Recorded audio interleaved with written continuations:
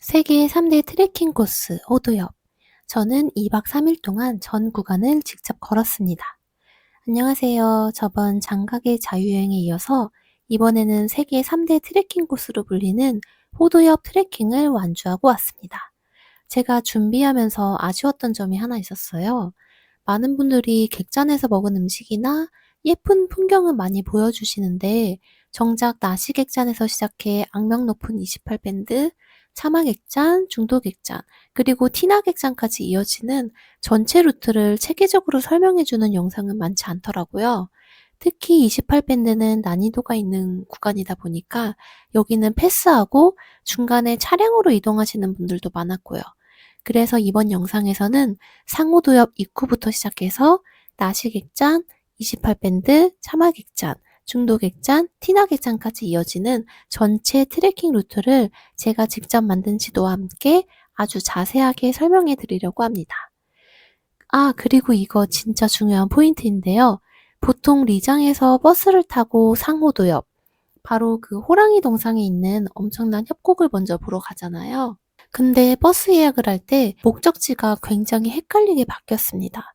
이거는 최근에 바뀐 거라 제대로 설명해 주시는 분들이 별로 없더라고요. 심지어 저는 숙박했던 곳 사장님도 잘 모르시더라고요. 그래서 결국은 확률 싸움으로 하나 찍었는데 출발하기 전에 잘못됐다는 걸 발견해서 결국 수수료 내고 환불했습니다. 이렇게 잘못 구매하시는 분들이 꽤 있더라고요. 그래서 버스표 어디로 목적지 예약해야 되는지도 자세하게 알려드릴게요. 차와 말을 교역했던 차마고도는 당나라 때 본격화됐지만 이 길의 기원은 기원전까지 거슬러 올라간다는 설도 있습니다. 그래서 실크로드보다 더 오래됐다고 말하기도 합니다. 그리고 이 차마고도의 여러 루트 중 하나가 바로 우리가 걷는 호도엽 구간입니다. 호두엽을 가려면 보통 리장에서 출발합니다. 그런데 이 리장마저도 해발 고도가 2000m가 훌쩍 넘어요. 그리고 호두엽은 구간에 따라 최고 약 2600m까지 올라갑니다. 그래서 이 트레킹에서 가장 큰 장애물은 바로 고산병이라고 할 수 있어요. 사실 호두엽은 하루 이틀 정도만 지나면 어느 정도 적응이 돼서 크게 무리는 없습니다. 하지만 옥룡설산의 경우는 3000m 이상에서 거의 하루 종일 있기 때문에 정말 준비를 잘 하셔야 됩니다. 보통 호두엽 트레킹 코스와 옥룡설산 하루 코스를 같이 코스로 짜는 분들이 많기 때문에 가능하면 리장에 도착하셔서 하루 정도 천천히 적응 시간을 가지시고 호두엽 트레킹을 먼저 하시고 옥룡설산을 마지막으로 가는 코스로 짜는 걸 추천드립니다. 고도를 천천히 높이면 아무래도 고산 증상을 좀 더 완화시킬 수 있어요. 저도 최근에 높은 산들을 많이 다녀왔는데 정도의 차이가 있을 뿐이지 거의 대부분의 사람들이 고산 증상을 겪더라고요. 나는 건강하니까 괜찮을 거야. 절대 이렇게 자만하시면 안 됩니다. 요즘은 고지대 여행이 워낙 많다 보니까 출국 전에 고산병 증상을 완화해주는 약을 미리 처방받아 오시는 분들도 많더라고요. 그 방법도 괜찮습니다. 제가 해본 방법 중에서는 포도당이 정말 도움이 많이 됐어요. 뭔가 이상하다, 약간 멍하다, 감각이 이상하다 싶을 때 하나씩 먹으면 체감상 효과가 꽤 빨리 오는 느낌이었습니다. 그리고 중국에는 고산병 예방으로 유명한 약도 있어요. 근데 이게 꽤 비쌉니다. 한 통에 100위안 정도 해요. 근데 효과가 꽤 괜찮더라고요. 저는 3000m 이상 고지대를 몇 번 갔었는데 고산 증상이 크게 나타나지 않아서 포도당 정도만 챙겼습니다. 많이들 들고 가시는 산소 스프레이 있죠? 사실 그건 응급 상황이 아니면 생각보다 큰 효과는 없었어요. 사실 약간 심리적 안정용에 가까운 느낌이었습니다. 근데 또 이게 굉장히 힘들 때 좀 들여 마셔주면 딱 바로 효과가 있는 느낌이라서 이것도 꼭 준비는 하셔야 돼요. 그리고 제 경험상 과신하지 말고 뭐든 다 챙기시고 준비하시는 걸 추천드리고요. 포도당은 중국에서 가격도 굉장히 저렴하기 때문에 약국에서 구매하시는 걸 추천드립니다. 인천공항에서 윈난 상이공항까지는 4시간 30분 정도 비행시간이 걸리는 꽤 먼 곳이에요. 사계절이 봄과 같고 미세먼지도 거의 만나기 힘든 정말 청정지역입니다. 호두엽 트레킹 하실 때는 겨울이든 여름이든 만일을 대비해 얇은 옷을 몇 겹 입으시는 걸 추천드립니다. 저는 한겨울인 12월에 갔는데도 햇볕이 너무 좋아서 많이 덥더라고요. 호두엽은 어떤 루트를 선택하시느냐에 따라 당일 여행도 가능하고 1박 2일, 2박 3일도 가능합니다. 저는 차마객잔도 묵고 싶고 중도객잔도 궁금해서 2박 3일로 좀 더 여유 있게 계획했어요.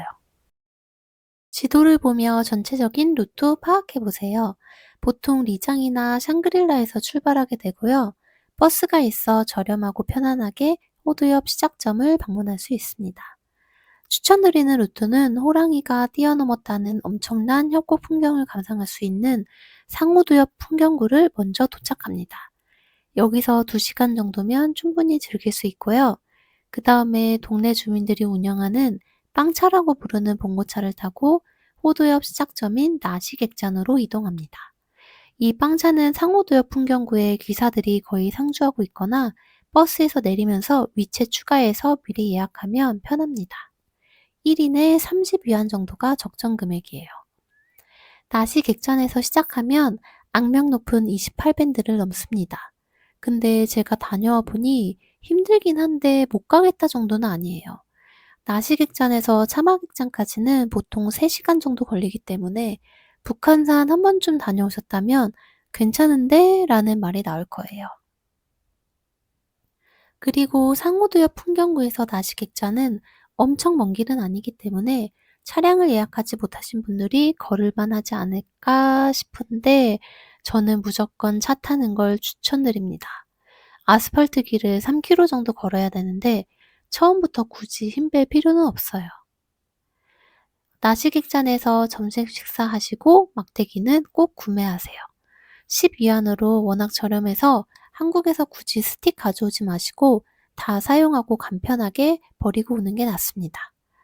저는 이번 리장 여행 트레킹이 목적이라 짐은 무조건 가볍게 이렇게 배낭 하나로 끝냈어요.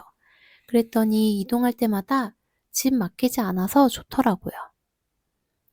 차마객잔은 워낙 역사가 오래되고 호두엽 차마고도 구간의 상징적인 곳이라 숙박하는 걸 추천드립니다. 새로 지은 숙소동이 시설도 좋고 깔끔한데 가격은 3배 정도 차이 납니다. 그래서 구간도 숙박하는 거 괜찮은 것 같아요. 저는 굉장히 만족했거든요.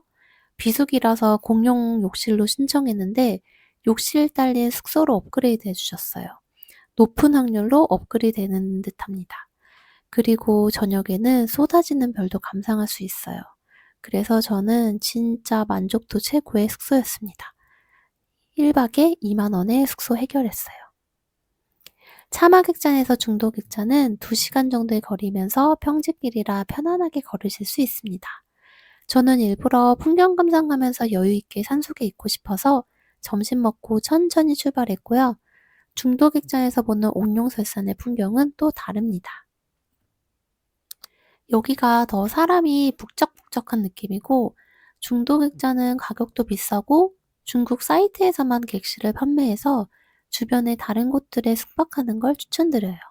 시설 좋고 풍경 좋은 것들이 많이 생겼습니다. 중도객잔에서 티나객잔까지는 역시 2시간 정도 소요되는데 이 구간이 절경이라고 불릴 정도로 정말 멋있습니다. 중간에 중호도협으로 빠지는 길이 있어서 사실 저는 중호도협까지 다녀오려고 했는데 지금은 길이 폐쇄됐더라고요. 얼마 전에 인명사고도 있었고 길도 험하고 협곡 물살이 세서 지금은 임시 폐쇄 중입니다. 티나객잔 근처에 버스 터미널이 있어서 리장으로 다시 돌아가거나 샹그릴라로 가는 버스를 구매하실 수 있습니다. 티나객잔은 음식 평이 그렇게 좋진 않더라고요. 버스 터미널 내에서 라면을 판매하고 있기 때문에 간단하게 라면 드시는 것도 좋을 것 같아요. 그럼 이제 리장에서 상호도협 가는 표 구매하는 방법 알려드릴게요. 중국에선 알리페이, 위챗은 필수로 깔고 가셔야 하는 거 아시죠? 위챗에서 미니 프로그램으로 들어갑니다. 영어로 리지아오라고 입력하시면 이렇게 나오는데 제가 표시한 걸 눌러주세요. 그 다음 맨 첫 번째 주황색 바탕에 표 구매란을 눌러주시고요.